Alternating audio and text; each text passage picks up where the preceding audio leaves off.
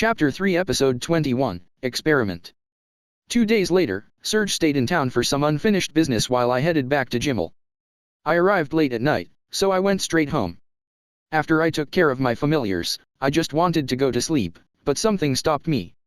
I was in a room in the mine with a cleaner slime that I had taken from the store the other day, and its evolution was beginning sooner than expected. There was no way I could sleep through that. Each time the cleaner released and absorbed magical energy, its transparent body darkened bit by bit. I couldn't wait to see it fully evolved. Eventually, the magical energy settled down and the slime started to crawl around the room. Its body was pure black without the least bit of luster, like it was made of crushed charcoal condensed into a ball. But upon closer inspection, it had the same gelatinous consistency as any other slime. I used monster appraisal to check its species. Deodorant slime. Skills: absorb odor, 8. Displace odor, 6. Deodorize, 8. Resist odor, 5. Stench release, 2. Irritant odor release, 2. Odor absorbing solution, 7. Odor displacing solution, 5. Deodorant solution, 4. Stench solution, 1. Irritant odor solution, 1. Disease resistance, 5. Poison resistance, 5. Physical attack resistance, 1. Cleanse, 4. Cleanliness, 4. Sanitation work, 1. Jump, 3. Split, 1. I thought I would be getting a carbon slime or something, but this wasn't bad. Its abilities seemed very specifically centered around smells. I wanted to test what it could do, but if it was going to involve a lot of odors, I decided that it would be best to take it outside. After some research, I discovered how a few of its skills worked. Absorb odor made it suck up any smells in the air. Displace odor sucked up the smell of any object it came in contact with. These two were similar, but the range of their effects differed. Deodorize eliminated odors entirely, and resist odor put a restraint on smells to prevent them from being transferred between objects.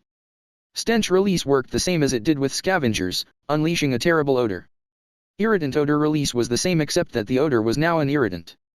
It wasn't toxic, but even a little whiff of it was enough to make my eyes water, so I had to be careful with that. If this skill leveled up enough, it might be effective as tear gas. All of the skills with solution in the name just produced fluids with the same effects as the related skills. All of these fluids were as dark as the slime and highly sticky, so it might be more accurate to call them mud. Its other skills were shared with cleaner slimes and worked the same way. Lastly, it seemed to consume both charcoal and filth, and wasn't picky about which. That might have been why it wasn't specifically a carbon-based slime. I collected its solutions to study more thoroughly, aside from the smelly ones. I also got some deodorant solution from a cleaner slime for comparison's sake, then used chemicals and the appraisal skill to check them out. The deodorant slime's version of the fluid was a little different. Calkin's team and I had researched the cleaner's deodorant solution and ultimately put it up for sale at the store. We sold a few varieties based on strength, with the weakest being normal, the next strongest being super, and the strongest being hyper, which was the undiluted solution. They were all used by splashing or spreading them on a surface, but if you did that with the deodorant slime's solution, it made the surface all black and grimy. It would be hard to use this on clothes, but unlike the cleaner slime's version, this could be mixed with other solutions. I didn't know why, but the cleaner slime's deodorant solution became far less deodorizing when mixed with water or other fluids. That was why I had to ask the cleaner slimes to dilute the 3 different solutions we had on sale within their own bodies. Maybe the charcoal made the solution more stable, but appraising it didn't give me an answer. It remained a mystery, but new possibilities showed themselves. Next, I wanted to check the odor-absorbing and displacing solutions. The cleaner slime's deodorant solution had another problem too. While it was extremely effective, I did get a complaint about it from a cat beast woman who bought a ton. She said it helped to deodorize the garbage dump, but the next time garbage piled up, it was smelly again. It was also useful for eliminating the stench from shoes, but that odor built up again after wearing them for long enough. The cleaner slime solution could deodorize only what it touched and the area around it. It didn't last that long either, so it could be difficult to use in large environments that frequently received new odorous material.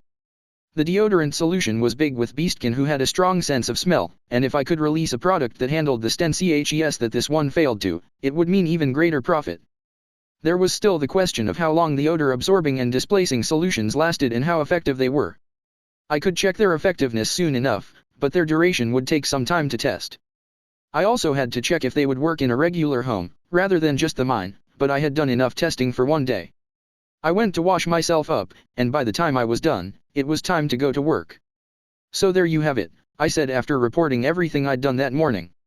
And that's why you came to work without getting a minute of sleep? Carm asked, appalled. I just couldn't stop myself. So, would you mind if I perform this experiment at the store? Does this bag contain that odor-absorbing solution? As long as it isn't dangerous, I don't see why not. I want to see if the odor-absorbing solution will be effective in this state, and if it'll last long enough in an environment where people are often up and about, so I'll just need to leave it sitting out for a while. I've confirmed that it keeps the odors that it absorbs, but there seems to be a limit to how much it can contain. A scavenger slime's stench can instantly push it to the limit. And it stops working when that happens. Yes. The scavenger slime stench may just be too powerful, so I'm going to try leaving this in a few places to collect data. It's not poisonous, so it won't be dangerous. Then I have no reason to object. If all goes well, it could give us a new product to sell. I hope you find positive results. Then I'll be going for the day. I need to go around seeing who else will help with my experiment. Oh, I almost forgot. Here's a souvenir. I heard in Caliban that these pastries have been popular there lately. I tried some, and they've got a nice, mildly sweet taste. Thank you, I'm sure the women will love them. I asked Carm to hand out the pastries, then went to the florist next door. Hello, Pauline.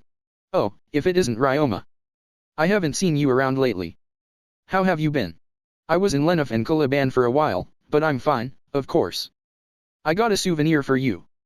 They're pastries and they won't last too long, so eat them while they're still fresh. My, these look great. Thank you. The kids will be delighted. Are you here just to give me these? I asked her if I could test the odor-absorbing fluid here. Sounds good, she said, giving me a second affirmative response. I use your services all the time, so it's the least I can do. This new product sounds like something to look forward to, too. If you just want to leave a little bag sitting out here, that's fine by me. Thank you. If there are any problems, please tell me. I can use that information to make an even better product in the end. Well, if anything happens, I'm more than happy to complain, Pauline said with a hearty laugh. Oh, there's one more thing I wanted to ask about. Do you have any Dante flowers? We just got some this morning. Pauline headed over to the flowers, grabbed a container, and came back. It held a bouquet of a few dozen yellow flowers. Both the stems and flowers were big, and they had petals, but the color made them look like dandelions. I found the flowers I was looking for, but when I looked closer, it turned out that all the roots were cut off, and that was what I actually wanted. Where are the roots? I asked. I cut them off and threw them out after we got the flowers. What, do you need the roots?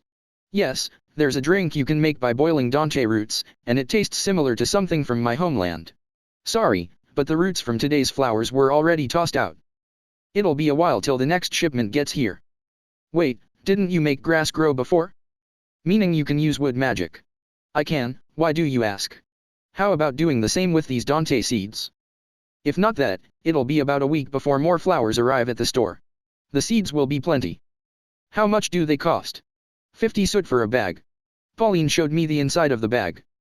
It contained dozens of seeds that resembled sunflower seeds. That may not have been enough to make coffee with, however. It might take more than one bag, I said. These are just for people who want to grow them as a hobby, really, so they're not sold in bulk. I think we've got 30 bags worth of those seeds in storage. Well, I'd like to experiment with them first. 10 bags for now, please. Gotcha, I'll get those ready right away. If I had 10 bags of seeds to grow, then even assuming some inevitable failures, I would still come out with a decent amount. I could try to mass-produce Dante flowers after I knew for sure what I could do. Pauline took 500 soot for the bags. Thanks. If you'll be using wood magic, make sure they don't get magicified. What does that mean? When you make plants grow with wood magic, sometimes it does weird things to them. There's a great scholar who has some more complicated name for this, but anyway, it can make the shape or color different than it's supposed to be, make it poisonous, or even cause the plant to move on its own like it was a monster. The magical energy seems to cause it. Some plants are more prone to being magicified than others, but you'd need to ask an expert for the specifics. Interesting, that's the first I've heard of this.